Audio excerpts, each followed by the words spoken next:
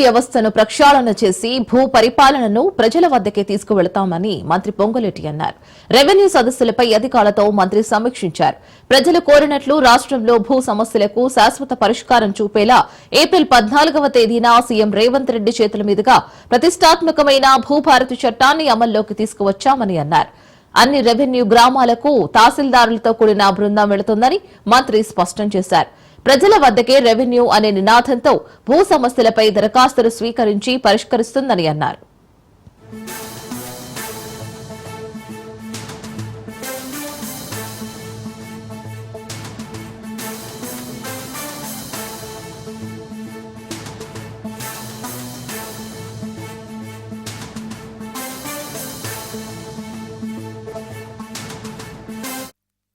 Revenue వ్యవస్థను ప్రక్షాళన చేసి భూ పరిపాలనను ప్రజల వద్దకే తీసుకువెళదామని మంత్రి పొంగులేటి అన్నారు.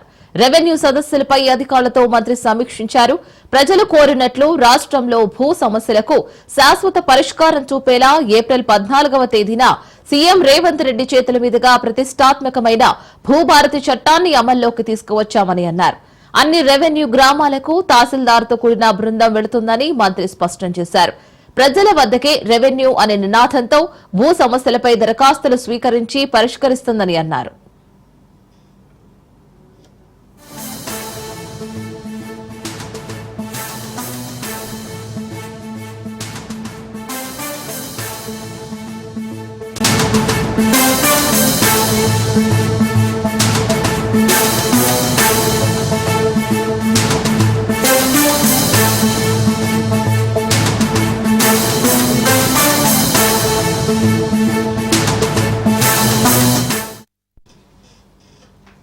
మాజీ సీఎం కేసీఆర్ కీలక నిర్ణయం తీసుకున్నారు. ఎల్లుండి కాళేశ్వరం విచారణకు హాజరు కావద్దనని నిర్ణయించారు.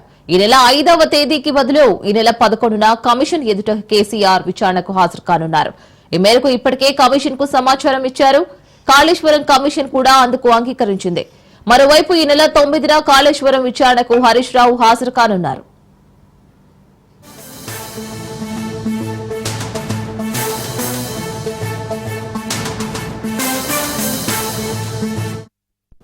మాజీ సీఎం కేసీఆర్ కీలక నిర్ణయం తీసుకున్నారు. ఎల్లుండి కాళేశ్వరం విచారణకు హాజరు కావద్దని నిర్ణయించారు. ఈ నెల 5వ తేదీకి బదులు ఈ నెల 11న కమిషన్ ఎదుట కేసీఆర్ విచారణకు హాజరు కానున్నారు. ఈ మేరకు ఇప్పటికే కమిషన్ కు సమాచారం ఇచ్చారు. కాళేశ్వరం కమిషన్ కూడా అందుకు అంగీకరించింది. మరోవైపు ఈ నెల 9న కాళేశ్వరం విచారణకు హరీష్ రావు హాజరు కానున్నారు.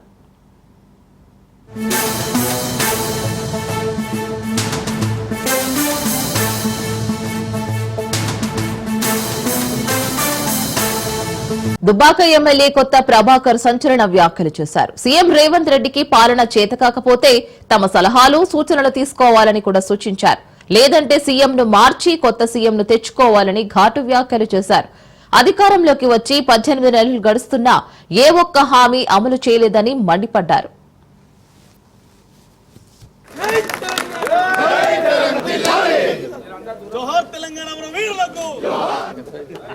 మరి ఈ ప్రభుత్వం గతంలో ఎలక్షన్ కి ఇచ్చిన అట్టర్లీ ఫ్లాప్, ఏది చూసినా అట్టర్లీ ఫ్లాప్. మళ్ళీ ఒక కొత్త డ్రామా ఏంది, యూత్ దగ్గర అయిదాము, మళ్ళీ ఇంకేమో చేద్దాము, ఇంకేమో ఉద్ధరిద్దాం అని చెప్పి రాజీవ్ యువ వికాస్ ఏంది అది, రాజీవ్ యువ వికాస్ ఇది కూడా బర్బాద్ అయిపోయింది. దీన్ని కూడా ప్రజలు నమ్మేటట్లేరు. ఎందుకో మరి కొత్త డ్రామా చేసి నేను కొత్త ఉద్యోగాలు ఇస్తా, 50 లక్షలు, 1,00,000, 2 లక్షలు, 3 లక్షలు, 4 లక్షలు, 50% సబ్సిడీ ఇస్తా, 100% సబ్సిడీ ఇస్తా, మీరందరూ కూడా గతంలో నేను చేసిన అన్నిటికీ క్షమించుండ్రి, మళ్ళీ కొత్త డ్రామా చేస్తున్నా అని చెప్తే ప్రజలు ఇవాళ నమ్మే పరిస్థితులు లేరు. మరి అది కూడా నిన్న స్టేట్మెంట్ ఏమొచ్చింది స్టేట్మెంట్, దీన్ని కూడా మేము రద్దు చేసుకుంటున్నాం, మళ్ళీ మేము ఏదో క్యాబినెట్ పెట్టుకుంటాం, మళ్ళీ విచారిస్తాం. అంటే గవర్నమెంట్ లో స్టేబుల్ గా లేదు. గవర్నమెంట్ వాళ్ళకే అర్థమైతలేదు. అసలు ముఖ్యమంత్రి నడుపుతున్నాడా, మంత్రులు నడుపుతుండ్రా, ఎమ్మెల్యేలు నడుపుతుండ్రా, ఒకరికొకరి కోఆర్డినేషన్ ఉందా లేదా అనేది కూడా మరి ప్రజలకు అంతటా కూడా మరి డౌట్ వస్తున్నది. ఈ యువ వికాస్ స్కీమ్ లో పెట్టుకుంటే ఈ రోజు దాని మీద కూడా డైరెక్షన్ లేదు, దాని మీద కూడా క్లారిటీ లేదు. దాన్ని కూడా ఇస్తాడా ఇయ్యరా అని చెప్పి ప్రభుత్వమే ఇవాళ స్వయంగా ప్రకటించిందంటే నిజంగా ఎంత ఫెయిల్యూరో ఇవాళ గవర్నమెంట్ అర్థమవుతున్నది. ఇవాళ ఇందిరమ్మ ఇండ్లు కూడా అది కూడా అట్టర్లీ ఫ్లాప్ షో. ఇలా ఇందిరమ్మ ఇండ్లకు పోతే వాళ్ళ గ్రామాలలో కాంగ్రెస్ నాయకులు మా కార్యకర్తలకు పెట్టుకుంటామని చెప్పి రాసుకుంటే ఇలా వాళ్ళు మా మొఖాన పడేస్తున్నారు. ఇలా కాంగ్రెస్ నాయకుల మొఖాన కొడుతున్నారు. ఇవి మాకు అవసరం లేదు, ఈ బుడ్డ చిన్న దాంట్లో మేము ఏడు ఉంటాము, మాకు అవసరం కూడా లేదని చెప్పి ఈ రోజు ఉల్టా ఇందిరమ్మ ఇండ్లకు కూడా ఇలా ఉల్టా అప్లికేషన్లు వాపస్ చేస్తున్నారు, చెత్త బుట్టల్లో పడేస్తున్నారు. అంటే ఒకదానికొకటి ప్రతిదీ కూడా మోసమే, ప్రతిదీ కూడా. సీఎం రేవంత్ పై దుపాక ఎమ్మెల్యే చేసిన వ్యాఖ్యలను పీసీసీ వర్కింగ్ ప్రెసిడెంట్ జగ్గారెడ్డి ఖండించారు. సీఎం రేవంత్ గురించి మాట్లాడే పర్సనాలిటీ కొత్త ప్రభాకర్ రెడ్డిది కాదని అన్నారు. కొత్త ప్రభాకర్ ఎంపీగా ఉన్నా ఎమ్మెల్యేగా ఉన్నా కేసీఆర్ వద్ద అటెండర్ పోస్టే అని ఎద్దేవా చేశారు. బీఆర్ఎస్ ప్రభుత్వంలో రాష్ట్ర ఖజానా మొత్తం ఖాళీ చేస్తే అప్పుడు లేవని ప్రభాకర్ గొంతు ఇప్పుడెందుకు లేస్తుంది అని అన్నారు. 10 సంవత్సరాలు మెదక్ ఎంపీగా ఉన్నారుగా, మరి ఎన్ని విధులు తెచ్చారు, ఎన్ని నిధులు తెచ్చారు అని ఏం అభివృద్ధి చేశారని కూడా ప్రశ్నించారు. ముఖ్యమంత్రి రేవంత్ రెడ్డిని పరిపాలన పరంగా విమర్శిస్తూ ఆయన చేంజ్ చేసుకోండి అని నువ్వు అంటావు. నువ్వే చెప్పనీకే ముఖ్యమంత్రి రేవంత్ రెడ్డిని చేంజ్ చేసుకోండి అని సలహా ఇచ్చేంత పర్సనాలిటీ నీది కాదు, ఆ కెపాసిటీ నీకు లేదు. ఎందుకంటే 2 సార్లు ఎంపీ ఉన్నా, ఇప్పుడు ఎమ్మెల్యే ఉన్నా, నువ్వు కేసీఆర్ దగ్గర ఒక అటెండర్కి నిలవడాల్సిందే నీ పొలిటికల్ లైఫ్. నువ్వు ఒక ఎమ్మెల్యే ఉన్నావు, అపోజిషన్ పార్టీ ఎమ్మెల్యే కాబట్టి ముఖ్యమంత్రి రేవంత్ రెడ్డిని విమర్శించాలనే ప్రయత్నం నువ్వు చేశావు. నేనేమంటానంటే నువ్వు 10 ఏళ్ళు ప్రజల మధ్యలో లేని నాయకుడు. ఈ రాష్ట్రంలో టీఆర్ఎస్ గవర్నమెంట్ ఉండే, నీ ఒక పార్టీ పరిస్థితే బాగాలే. ఇప్పుడు పరిపాలన అంటావా? 10 సంవత్సరాలు నువ్వు ఎంపీగా ఉన్నావు, బీఆర్ఎస్ ఎంపీగా ఉన్నావు, ముఖ్యమంత్రిగా కేసీఆర్ ఉండే. ఏమైనా పైసలు ఉంచున్నారా? ఒక్క పైసలు లేడా? నీ బోడి సలహాలు ఎవరు కావాలా? సీఎం రేవంత్ రెడ్డి చేంజ్ అని నువ్వు ఆ సలహాలు ఇచ్చేది. కేంద్రం అండతో ఏపీ అనేక రంగాల్లో దూసుకువెడుతుంటే తెలంగాణ మాత్రం వెలవెలబోతుందని అన్నారు ఎంపీ ఈటెల రాజేందర్. గతంలో కేసీఆర్ తెలంగాణ ధనిక రాష్ట్రం, ఎవరి సాయం అవసరం లేదని అన్నారు. ఇప్పుడు రేవంత్ రెడ్డి ఢిల్లీకి వెళ్లి మోదీని కలుస్తున్నారని అన్నారు. రేవంత్ ఢిల్లీలో మోదీని కలిసి గల్లీలో విమర్శిస్తారని ఫైర్ అయ్యారు. రేవంత్ రెడ్డిది 2 నాలుకల ధోరణి అని కూడా మండిపడ్డారు. తెలంగాణలో బీజేపీ అధికారంలోకి వస్తేనే అభివృద్ధి సాధ్యమవుతుందని ధీమా వ్యక్తం చేశారు. ప్రజా సమస్యలు చెప్పుకోవడానికి బీజేపీ స్టేట్ ఆఫీసులో సెల్ ఏర్పాటు చేశామని కూడా అన్నారు. తరాల ఉద్యమం, కొన్ని వేల మంది బలిదానం తర్వాత త్యాగం తలచేటువంటి ఉద్యమం. ఆనాడు ఇందిరాగాంధీ గారి నాయకత్వంలో ఆనాడు కాంగ్రెస్ పార్టీ ఉద్యమం మీద ఉక్కుపాదం పెట్టి 369 మంది విద్యార్థులని బలి తీసుకున్నటువంటి నీచమైన నికృష్టమైనటువంటి చరిత్రని ఇప్పటికీ తెలంగాణ సమాజం మర్చిపోదు. ఇవాళ కాంగ్రెస్ పార్టీ నేను ఇచ్చినా అని చెప్పుకుంటుందో, కాంగ్రెస్ పార్టీ నిజంగానే ఇచ్చే పార్టీ కనుక అయితే 69లోనే తెలంగాణ రాష్ట్రం ఏర్పాటు అయి ఉండేది, ఇవ్వలేదు. ఆ తదుపరి అనేక మంది మేధావులు, జయశంకర్ లాంటి మేధావులు తెలంగాణ ఉద్యమాన్ని రగిలిస్తూనే ఉన్నారు. ఆ దీపం ఆరకుండా కాపల కాసిండు. తెలంగాణ ఉద్యమంలో భారతీయ జనతా పార్టీ, ఆనాడు నేను టీఆర్ఎస్ పార్టీలో ఉన్నా కాబట్టి ఆనాడు మా పార్టీకి 2 మాత్రమే పార్లమెంట్ సభ్యులు ఉండే. ఆనాడు పార్లమెంట్ లో 543 సీట్లలో ఇవాళ మెజార్టీ కావాలంటే కాంగ్రెస్ పార్టీ ఎగబెట్టే ప్రయత్నం చేసినప్పుడు ప్రతిపక్ష పార్టీగా Bharatiya Janata party we are ready to support you. ఇవాళ రాజకీయాలు చేయకండి, ఇప్పటికే అనేక మంది చనిపోతా ఉన్నారు, వాట్ ఈస్ రాంగ్ ఇట్ అని చెప్పి బాజాప్తా బరిగీసి మేము సపోర్ట్ చేస్తామని చెప్పి భారతీయ జనతా పార్టీ ఆనాడు నిక్కచ్చిగా నిజాయితీగా సపోర్ట్ చేసింది కాబట్టే ఇవాళ మనకు తెలంగాణ ఏర్పడ్డది. ఇవాళ కాంగ్రెస్ పార్టీని చూస్తా ఉన్నాం, కొత్త ఒరవడికి ఒక కొత్త పద్ధతికి తెరలేపాల్సి అక్కడ ఉండే, కానీ బాధ అనిపిస్తా ఉంది. ఆనాడు ఏ నీళ్ల కోసం, ఏ ఉద్యోగాల కోసం అని చెప్పి వేలాది మంది పిల్లలు తమ అమూల్యమైన ప్రాణాలు బలిపెట్టిండో ఇవాళ చరిత్రకి అమరత్వానికి ఆ త్యాగాలకు సంబంధం లేకుండా ఎట్లా చూస్తున్నాం. టీపీసీసీ చీఫ్ మహేష్ గౌడ్ కీలక వ్యాఖ్యలు చేశారు. ఈటెల హరీష్ రావు ఫామ్ హౌస్ లో కలిశారని పక్కా సమాచారం ఉంది అని నొక్కి చెప్పారు. త్వరలోనే అన్ని నిజాలు బయట పెడతామని కూడా అన్నారు. బీజేపీతో బీఆర్ఎస్ కు లోపాయికారి ఒప్పందం కుదిరిందని, కవిత రాజాసింగ్ మాటలతో తేట తెల్లమైందని మహేష్ కుమార్ గౌడ్ అన్నారు. 10 ఏళ్ల పాలన, 17 నెలల పాలనపై చర్చకు సిద్దమా అని కూడా సవాల్ చేశారు. తమ ఎంపీల పోరాటంతో తెలంగాణ వచ్చింది అని అన్నారు మహేష్ కుమార్ గౌడ్. మేమే కట్టాము, ఎలగబెట్టామనే మాట చెప్తా ఉన్నారు. అసలు హరీష్ రావు గారు ఫస్ట్ మీకు అనుకున్న బురద కట్టుకోండి. ఏం ఎలగబెట్టారు? 1,20,000 కోట్లు పోసి కాళేశ్వరం ప్రాజెక్టు కట్టి 1 ఎకరాకు నీరు ఇచ్చిన పాపన పోయినరా మీరు? ప్రాజెక్టు కట్టిన 3 ఏళ్ళకు బీటలు వారుతుందా? కాంట్రాక్టర్ల కూరకు ప్రాజెక్టు కట్టిన పరిస్థితి మీది. అప్పనంగా 1,20,000 కోట్లు గోదావరి నదిలో దారబోశారు. మీరు ఇవాళ ప్రాజెక్టు గురించి మాట్లాడుతున్నారు. నాసి రకం ప్రాజెక్టు కట్టి బడా కాంట్రాక్టర్లు జేబులు నింపి ఇలా బీటలు వారిన ప్రాజెక్టును సరిచేసే కార్యక్రమంలో కాంగ్రెస్ పార్టీ ఉంది. ఇప్పుడు వచ్చిన తెలంగాణ ఏం వెలగబెట్టారు మీరు? 10 ఏళ్లుగా మీ చేతుల్లో ప్రభుత్వం ఉంటే ప్రాజెక్టులు నాసి రకం కట్టారు, ప్రైవేటు భూములు లాక్కున్నారు, ప్రభుత్వ భూములు అమ్మేశారు, ధనావతం చేశారు. ఉద్యోగాలు 10,000 ఉద్యోగాలు అంటారు. లెక్కలు ఉన్నాయి నాయన హరీష్ రావు గారు, లెక్కలు తీయండి.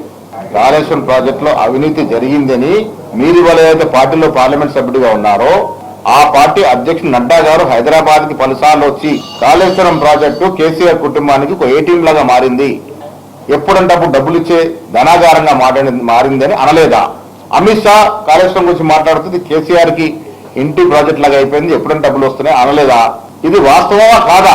ఇవాళ మీరు సాక్ష్యం ఇచ్చే ముందు కమిషన్ ముందు ఆ వాస్తవాలు చెబుతారా? ఆ వాస్తవాలు చెప్పి మీ బీజేపీ సభ్యత్వాన్ని నిలుపుకుంటారా?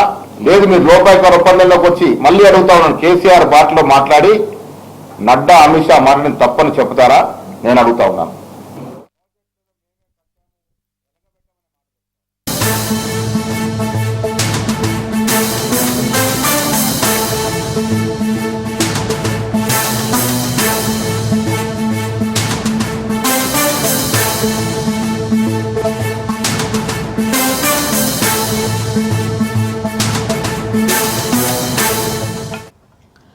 పార్టీ ఎమ్మెల్యే రాజాసింగ్ పై బీజేపీ హైకమాండ్ చర్యలకు సిద్దమైంది. కొంతకాలంగా సొంత పార్టీ నేతలపై రాజాసింగ్ సంచలన వ్యాఖ్యలు చేస్తూ ఉండడమే కారణంగా తెలుస్తోంది. ఎమ్మెల్సీ కవిత వ్యాఖ్యల మద్దతుతో రాజాసింగ్ క్రమశిక్షణ ఉల్లంఘనలు తారస్థాయికి చేరాయి. దీంతో రాజాసింగ్ కు క్రమశిక్షణ కమిటీ నోటీసులు ఇవ్వనుంది. దీనిపై జాతీయ బీజేపీ నుంచి రాష్ట్ర క్రమశిక్షణ కమిటీకి ఆదేశాలు ఇచ్చారు.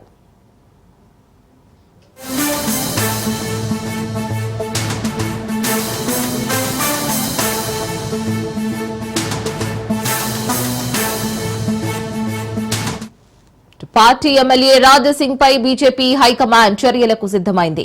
కొంతకాలంగా సొంత పార్టీ నేతలపై రాజాసింగ్ సంచలన వ్యాఖ్యలు చేస్తూ ఉండడమే కారణంగా తెలుస్తోంది. ఎమ్మెల్సీ కవిత వ్యాఖ్యల మద్దతుతో రాజాసింగ్ క్రమశిక్షణ ఉల్లంఘన తారస్థాయికి చేరాయి. దీంతో రాజాసింగ్ కు క్రమశిక్షణ కమిటీ నోటీసులు ఇవ్వనుంది. దీనిపై జాతీయ బీజేపీ నుంచి రాష్ట్ర క్రమశిక్షణ కమిటీకి ఆదేశాలు ఇచ్చారు.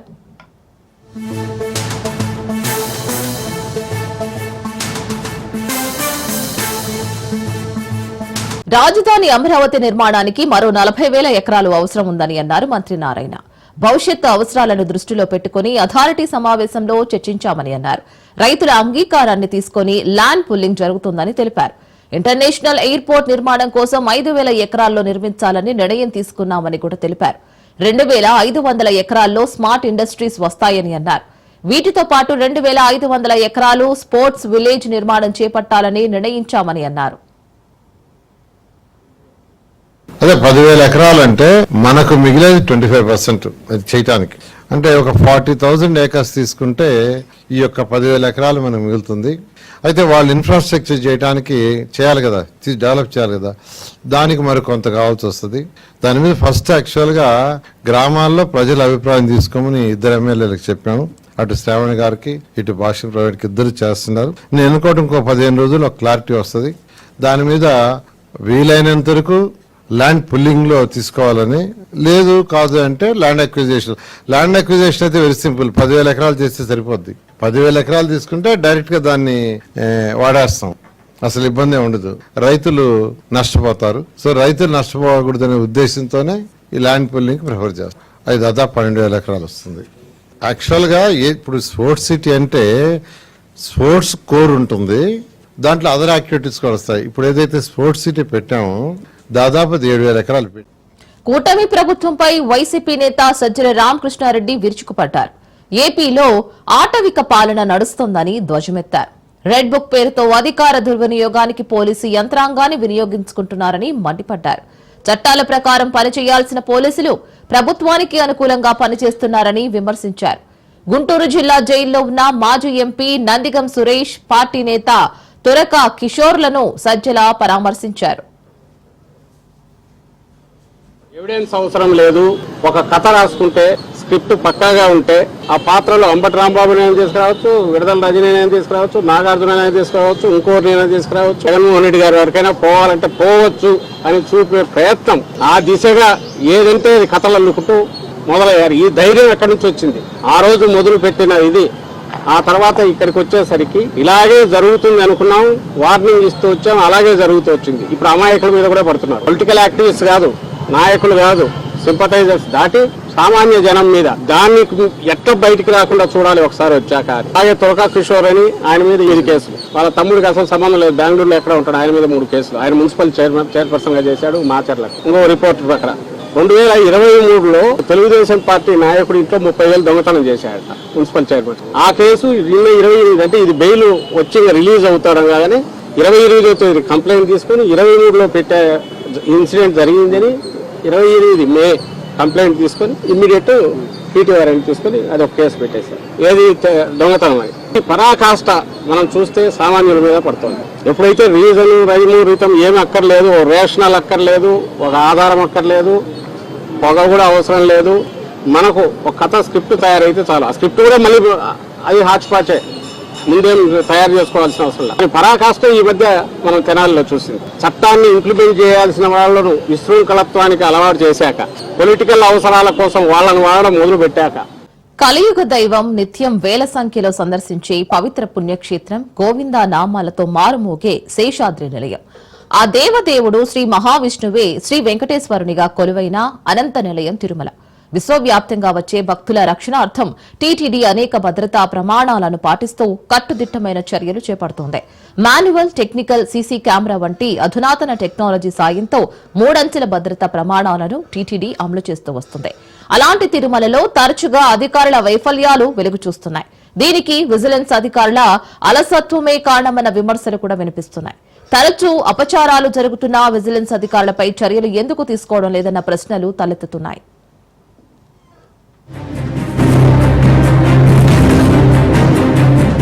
పవిత్రమైన పుణ్యక్షేత్రం, కోట్లాది భక్తుల ఆరాధ్య దైవం వెంకటేశ్వరుడు కొలువైన తిరుమలలో తరచూ వివాదాస్పద సంఘటనలు జరుగుతున్నాయి. దేశంలో మరే ఆలయంలో లేని విధంగా భద్రత శ్రీవారి ఆలయం సొంతం. 2,000కు పైగా సీసీ కెమెరాలతో నిత్యం మానిటరింగ్ చేస్తూ వస్తోంది టీడీపీ నిఘా విభాగం. అగ్నిమాపక దళాలు సైతం తిరుమలలో ఉండడం విశేషం. వాస్తవానికి తిరుమలలో చిన్న చిన్న ఘటనలు చోటు చేసుకున్న కోట్లాది హిందువుల మనోభావాలు దెబ్బతినేలా ఉంటాయి. అందుకే తిరుమల అంశం చాలా సున్నితమైనది.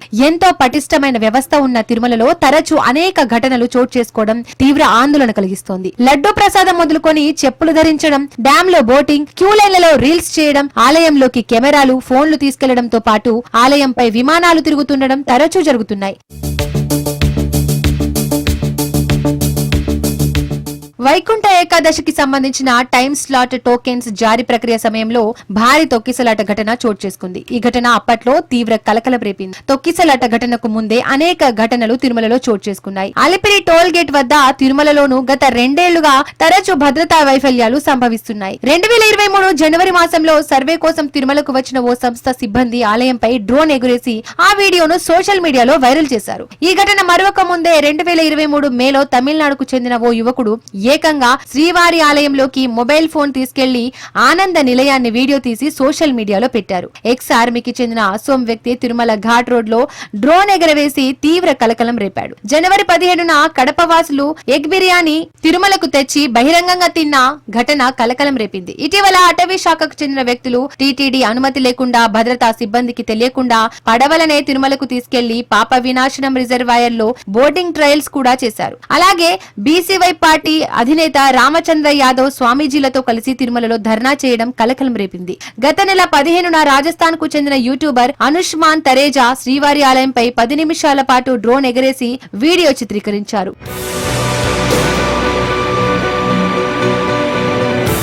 అలిపిరి టోల్ గేట్ వద్ద భద్రతా సిబ్బంది తనిఖీల సందర్భంగా డ్రోన్లను గుర్తించకపోవడం ఆందోళన కలిగిస్తోంది. ఇక ఈ ఏడాది మార్చి 31న రంజాన్ రోజు తిరుపతి సింగాలగుంటకు చెందిన అజ్మద్ ఖాన్ అనే వ్యక్తి Alipiri toll gate VIP line లో బైక్ మీద భద్రతా సిబ్బంది ఆపినా ఆగకుండా తిరుమలకు దూసుకెళ్లాడు. ఈ నెల 22న తమిళనాడుకు చెందిన అబ్బాస్ అనే ఓ ముస్లిం వ్యక్తి క్షేత్ర సమీపంలో నమాజ్ చేయడంతో అతనిపై కేసు నమోదు చేసిన పోలీసులు అతని కోసం గాలింపు చర్యలు చేపట్టారు. అక్కడే ఫోటోగ్రాఫర్ గా జీవన జీవనోపాధి పొందుతున్న గోవర్ధన్ అబ్బాస్ కు అవాస్తవాలు చెప్పి నమాజ్ చేసుకోవడం తప్పు కాదని చెప్పినట్లు పోలీసు విచారణలో తేలింది. దీంతో గోవర్ధన్ ఫోటోగ్రాఫర్ లైసెన్స్ సీజ్ చేసి కేసు నమోదు చేశారు పోలీసులు. ఇవే కాకుండా తరచూ అన్యమత స్టిక్కర్లను తిరుమలకు అనేక వాహనాలు వస్తున్నాయి. అలిపిరి తనిఖీ కేంద్రం వద్ద క్షుణ్ణంగా తనిఖీ చేసి పంపాల్సిన విజిలెన్స్ సిబ్బంది కొంత అలసత్వం వ్యవహరిస్తూ తనిఖీల్లో లోపం కారణంగా తరచూ ఇలాంటి ఘటనలు చోటు చేసుకోవడం గమనార్హం. ఇక కమాండ్ కంట్రోల్ రూమ్ లో విధులు నిర్వహించే సిబ్బంది సైతం తిరుమలలో అణువణువు క్షుణ్ణంగా పరిశీలించాల్సి ఉంటుంది. కానీ కమాండ్ కంట్రోల్ రూమ్ లో సిబ్బంది వ్యవహరించే తీరు సైతం విమర్శలకు తావిస్తోంది.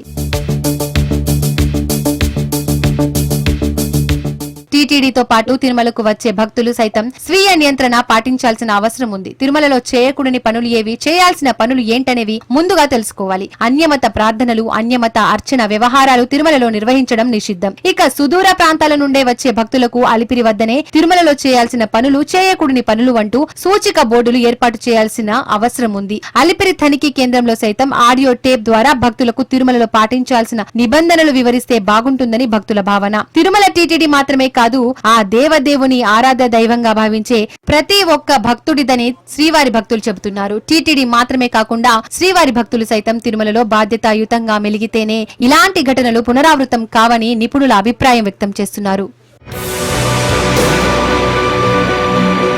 కాలమైనా పెద్దగా ఇబ్బందులుండవు, కానీ వేసవి కాలం వచ్చిందంటే చాలు ఎండ వేడికి భయపడతాం. ఓ పక్క పైనుంచి భానుడి వేడిసేగా కింద రహదారులన్నీ నిప్పుల కుంపటిని తలపించే విధంగా సుర్రుమంటాయి. మనుషులను అతలాకుతలం చేసిన వేసవి తాపానికి ప్రకృతి చక్కని వీరుగుడని తాటి ముంజల రూపంలో ఇచ్చింది. కాలానికి తగ్గట్టు కమ్మని రుచులను వెంటబెట్టుకుని వచ్చి తాటి ముంజలకు ఎండాకాలంలో విపరీతమైన డిమాండ్ ఉంటుంది. ధరలు అధికంగా ఉండడంతో ముంజలు అమ్మే రైతులు కూడా ఆనందం వ్యక్తం చేస్తున్నారు.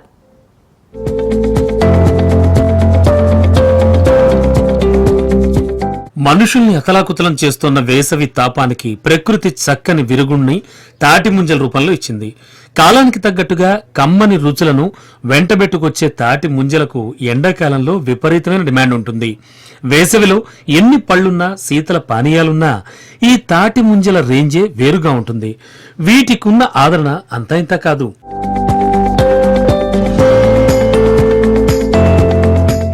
వేసవిలో ఎన్ని రకాల పళ్లున్నా, శీతల పానీయాలున్నా ఈ తాటి ముంజల రేంజే వేరుగా ఉంటుంది.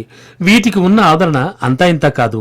అయితే ఐసాపిల్ గా పిలుచుకునేటువంటి తాటి ముంజల ధర కూడా ఏమంత తక్కువేం కాదు. ఐసాపిల్ గా పిలుచుకునేటువంటి తాటి ముంజలకు ఉమ్మడి ప్రకాశం జిల్లాలో మంచి డిమాండ్ ఉంది. ఒకప్పుడు వీటిని పెద్దగా ఎవరూ తినేవారు కాదు. ప్రస్తుతం ఉన్న జనరేషన్ లో వీటి విలువ, వీటిలో ఉండే పోషకాల గురించి అందరికీ అవగాహన రావడంతో పెద్ద ఎత్తున కొని తింటున్నారు. ఎండాకాలంలో దొరికే తాటి ముంజలు ఆరోగ్యానికి చాలా మేలు చేస్తాయి. 3 తాటి ముంజలు తింటే ఒక కొబ్బరి బొండం తాగినంత మేలు శరీరానికి జరుగుతుందట.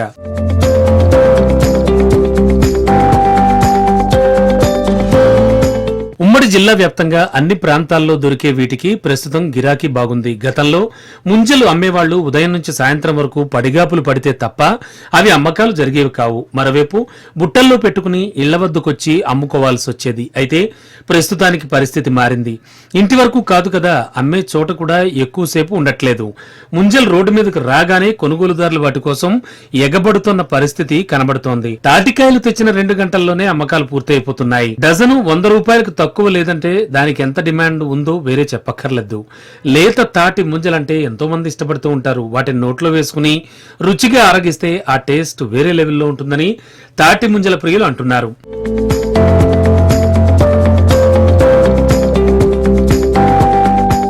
అయితే ధరలు అధికంగా ఉండడంతో కొంతమంది వీటిని కొనుగోలు చేయలేకపోతున్నారనే వాదన కూడా ఉంది. దీంతో నిత్యావసరాల ధరలు పెరిగినప్పుడు ముంజలు పెరగకుండా ఉంటాయా అంటున్నారు అమ్మకందారులు. ఎంతో కష్టపడి కోసి తెచ్చి ఎండలో ఉండి అమ్మితే తమకు మిగిలేది 500 అని రైతులు ఆవేదన వ్యక్తం చేస్తున్నారు. ఎండాకాలంలో ఈ వైరల్ ఇన్ఫెక్షన్స్ లో ఈ కడపరాని అంటాం మన మీజిల్స్, ఆ వ్యాధి వచ్చినప్పుడు కానీ తర్వాత రాకుండా కూడా కాపాడుతూ, వచ్చిన తర్వాత కూడా మన శరీరాన్ని చల్లదనానికి, ఆ శరీరంలో ఉన్నటువంటి అది ఉధృతం కాకుండా ఆ వ్యాధి ఎంతో కాపాడుతుందంటే అమృతంలాగా పనిచేస్తుంది. ఈ తాటి ముంజలు నిజంగా చెప్పలే, పెద్దలు, పిన్నలు, వృద్ధులు అందరికి కూడా నిజంగా చెప్పాలంటే ఇది ఈ సీజనల్ అమృతాహారం అండి. ఎండల తీవ్రత పెరిగిన వేళ ప్రజలు తాటి ముంజలు తిని సేద తీరేందుకు ఆసక్తి చూపిస్తున్నారు. ముంజలు తినడం ద్వారా శరీరంలో నీటి శాతం పెరిగి వేడి కంట్రోల్ అవుతోంది. ప్రస్తుతం జిల్లాలోని ఒంగోలు, చీరాల, అద్దంకి, కనిగిరి, మార్కాపురం ఇలా అన్ని ప్రధాన ప్రాంతాల్లో ముంజలు అమ్మకం జరుగుతోంది. హైవేలపై అయితే కవర్లలో కట్టి రోడ్లపై నిలబడి అమ్ముతున్నారు. రక్తపోటు అదుపులో ఉండడంతో పాటు శరీరంలోని చెడు కొలెస్ట్రాల్ తగ్గడానికి, వ్యర్థాల్ని శరీరం నుంచి బయటకు పంపడానికి ముంజలు బాగా ఉపయోగపడతాయని వైద్యులు చెబుతున్నారు. శరీరంలో తేమ శాతాన్ని పెంచడంతో పాటు వేసవిలో వచ్చే చికెన్ పాక్స్ లాంటి వ్యాధుల్ని తగ్గించడంలో కూడా ముంజలు ప్రత్యేక పాత్ర పోషిస్తాయని డాక్టర్లు చెబుతున్నారు. మనకి తాటి ముంజల్లో వాటర్ కంటెంట్ ఎక్కువగా ఉండడం వల్ల బాడీకి మంచి హైడ్రేషన్ అనేది ఇస్తుంది. అలాగే నేచురల్ కూలింగ్ ఏజెంట్ తాటి ముంజ అనేది. అలాగే తాటి ముంజ మనకి మంచి న్యూట్రిషన్ బాక్స్. ఇందులో vitamin A, vitamin C, vitamin B complex ఉండడం వల్ల మనకి మంచి ఇమ్యూనిటీ సపోర్ట్, డైజెషన్ సపోర్ట్ అనేది బాగా ఇస్తుంది. అలాగే మనకి ఇందులో మినరల్స్ కూడా ఉన్నాయి, పొటాషియం, ఐరన్ ఇలాంటివి. కాబట్టి ప్రతి ఒక్కళ్ళు సమ్మర్లో మన తాటి ముంజలు తీసుకోవడం అనేది చాలా మంచిది. సీజనల్ గా పండే వచ్చే అన్నింటినీ తినాలి అనేది పెద్దలు చెప్తున్న మాట. ఈ క్రమంలోనే చెట్టు నుండి నేచురల్ గా పండే తాటి ముంజలను తినడం కూడా అవసరం. మన శరీరానికి మంచి చేసే ఇలాంటివి తినడం తప్పనిసరి అని పెద్దలు చెబుతున్నారు. బయట కెమికల్స్ తో తయారు చేసే వాటిని బేరాలాడకుండా కొని ఆరోగ్యాన్ని నాశనం చేసుకునే మనం సహజ సిద్ధంగా ప్రకృతి ద్వారా అందే ముంజల విషయంలో బేరాలు ఆడొద్దని అమ్మకందారులు కోరుతున్నారు.